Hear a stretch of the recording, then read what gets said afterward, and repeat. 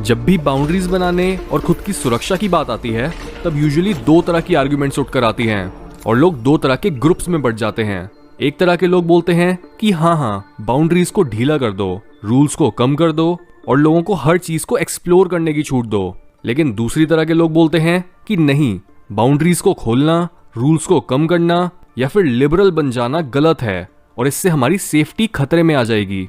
पूरी पॉलिटिक्स इन्हीं दो तरह के ग्रुप्स की एकदम अलग सोच की वजह से हमेशा गंदगी से भरी रहती है, क्योंकि हर इंसान के अंदर जीने और खुद को सेफ रखने की इंस्टिंक्ट होती है जो उसे बोलती है कि वो जिंदा रहने के लिए खाने का इंतजाम करे, खतरनाक जानवरों से बचने के लिए जंगल को खत्म करके मकान और बड़ी बिल्डिंग्स बनाए, अपने जीन्स को अगली जनरेशन में भेजने के लिए रिप्रोड्यूस करे, लेकिन at the same time sex को कंट्रोल में भी रखे ताकि ग्रुप में बीमारियां ना फैल जाएं और दूसरे ग्रुप्स के लोगों से थोड़ी दूरी बनाएं, क्योंकि तुम्हें नहीं पता कि वो लोग तुम्हारे दोस्त हैं या फिर दुश्मन, या क्या वो किसी डिजीज को तो नहीं कैरी कर रहे। ये होती है कंजर्वेटिव थिंकिंग। दूसरी तरफ सर्वाइवल के ऊपर उठकर हमारे अंदर नई नई चीजें ट्राई करने, ग्रो करने, अपनी लिमिट्स के पार जाने और नए ग्रुप्स में शामिल होने की भी इंस्टिंक्ट होती है। हर इंसान इन दोनों तरह की थिंकिंग के ही कैपेबल होता है। कई जगहों में कंजर्वेटिव लोग भी लिबरल व्यूज रखते हैं और कई बातों में लिबरल्स भी कंजर्वेटिवली सोचते हैं, और ये बैलेंस काफी हेल्दी और क्रिटिकल थिंकिंग के लिए बहुत जरूरी होता है। लेकिन प्रॉब्लम तब आती है जब हम इंसान वन साइडेड बन जाते हैं और खुद को एक ही साइड से आइडेंटिफाई करके दूसरी साइड को यूजलेस बोलकर रिजेक्ट कर देते हैं। इससे जब हम सर्वाइवल को ज्यादा प्रायोरिटी देते हैं तब हम अपने आसपास बाउंड्रीज और सेफ्टी के लिए दीवारें तो बना लेते हैं, लेकिन जब खतरा चला जाता है और समय आता है हमारी ग्रोथ का, तब वही दीवारें जिन्होंने हमें खतरे से बचाया था वो हमारा पिंजरा बन जाती हैं। और इसका मतलब ये नहीं है कि रूल्स, बाउंड्रीज और लोगों को कई चीजें करने से रोकना गलत है। अगर हमें हर चीज करने की पूरी छूट हो और हमें अपने किसी भी काम का कोई बुरा नतीजा ना भुगतना पड़े, तो ये ऑब्वियस है कि देखते ही देखते हम पूरी सिविलाइजेशन को ही नीचे गिरा देंगे। जस्ट बिकॉज हर इंसान के अंदर एक ऐसा राक्षस है जिसे चाहे जितना मर्जी प्लेजर मिल जाए, उसकी भूख खत्म ही नहीं होती। उसे और सेक्स चाहिए, स्वादिष्ट खाना चाहिए और लोगों से खुद की तारीफें चाहिए। इसलिए सोसाइटी इस राक्षस को बाहर आने से रोकने के लिए कई रूल्स बनाती है और रूल्स को तोड़ने वाले लोगों को टोकती या फिर पनिश करती है। प्लेजर और सेल्फ प्रिजर्वेशन बायोलॉजिकल इंस्टिंक्ट्स हैं और कंजर्वेटिव थिंकिंग हमारी बायोलॉजी को ही कंट्रोल से बाहर जाने से रोकने की कोशिश करती है, क्योंकि हमारा शरीर ही हमारी जिंदगी की नींव है। अगर हमने अपने शरीर को काबू नहीं करा तो हम अपनी जिंदगी को कैसे काबू करेंगे। इसलिए बाउंड्रीज और रूल्स बनाना और दूसरों को गलती करने पर टोकना जरूरी है, क्योंकि उनकी गलती की कीमत अनजान लोगों को भी चुकानी पड़ सकती है, जबकि उनकी मेहनत अनजान लोगों की जिंदगी को भी बेहतर बना सकती है। यही रीजन है कि क्यों हमें अपनी खुद को सेफ रखने की इंस्टिंक्ट को अपनी ग्रो करने की इंस्टिंक्ट से बैलेंस करना पड़ता है। अगर आप बहुत ज्यादा सेफ रहने की कोशिश करोगे तो आप खुद को काल कोठरी में बंद कर लोगे और लाइफ को मिस कर दोगे।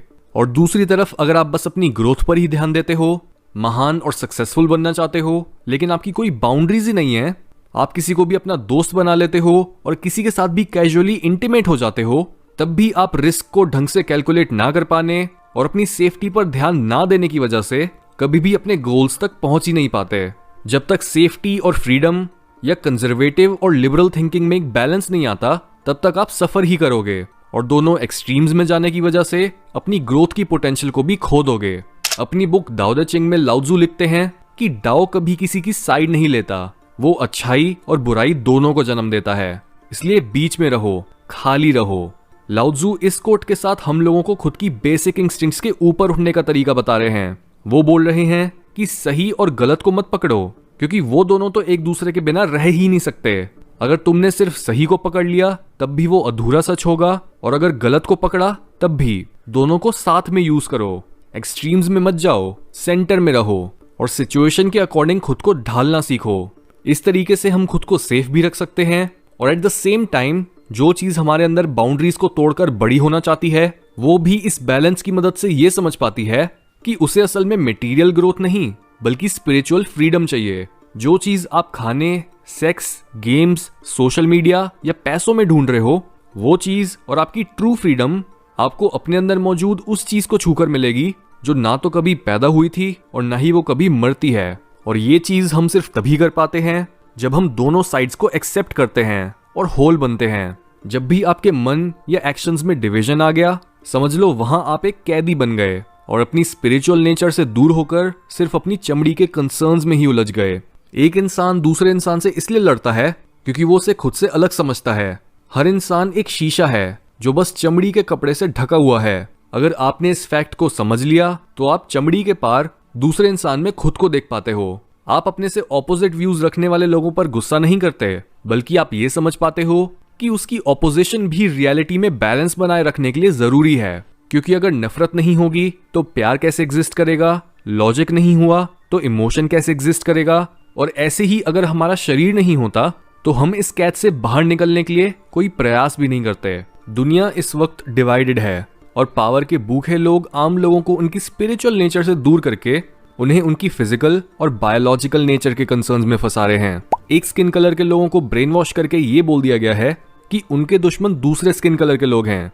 एक जाति दूसरी जाति से लड़ रही है। एक पॉलिटिकल ग्रुप कुछ भी करके दूसरे ग्रुप को मिट्टी में मिला देना चाहता है। और इंसान आज अपने रिश्तेदारों या पड़ोसियों से तो क्या, बल्कि वो खुद के भाई बहनों और माँ बाप से भी दूर हो गया है। हर जगह हम बस एक दूसरे पर उंगलियां उठा रहे हैं और एक दूसरे के मुंह पर नफरत की बंदूक तान कर खड़े हैं। ये नतीजा होता है जब आप और मेरे जैसे आम लोग बैलेंस में नहीं रहते और एग्जिस्टेंस के आधे सच को रिजेक्ट कर देते हैं। जैसे ही आप बोलते हो कि लिबरलिज्म सही है, कंजर्वेटिज्म गलत, वैसे ही आप खुद को मौत और मोह माया का शिष्य बना लेते हो। और सेम चीज होती है जब आप कंजर्वेटिज्म को सही बोलते हो और लिबरलिज्म को गलत। शैतान दो ऑपोजिट्स के बीच की दरार में ही अपना घर बनाता है। डिवीजन एक झूठ है और एग्जिस्टेंस झूठ को ज्यादा देर तक दो पैरों पर खड़ा नहीं रहने देती। इसलिए हर तरह की डिवीजन और उस डिवीजन को अपनाने वाले लोगों का नष्ट होना तय है। जिंदगी कंटिन्यूसली चेंज होती रहती है, वो बस एक एक्सट्रीम में जाकर नहीं बैठ जाती। एक्सट्रीम में बस लॉजिक और बुद्धि एग्जिस्ट करती है, क्योंकि लॉजिक हमेशा कंक्लूजन्स तक पहुंचना चाहता है।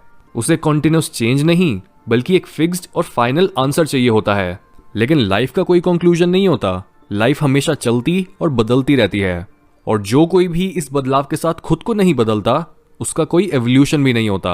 एक्सट्रीम्स डेड पॉइंट्स होते हैं। जिस तरह से बहुत ज्यादा खाने से भी आपके शरीर को नुकसान पहुंचेगा और बहुत कम खाने से भी हर समय पैसों के बारे में सोचने और बस पैसों की ही परवाह करने से भी आपकी जिंदगी मुश्किल और मीनिंगलेस बन जाएगी, और पैसों की बिल्कुल परवाह ना करने से भी।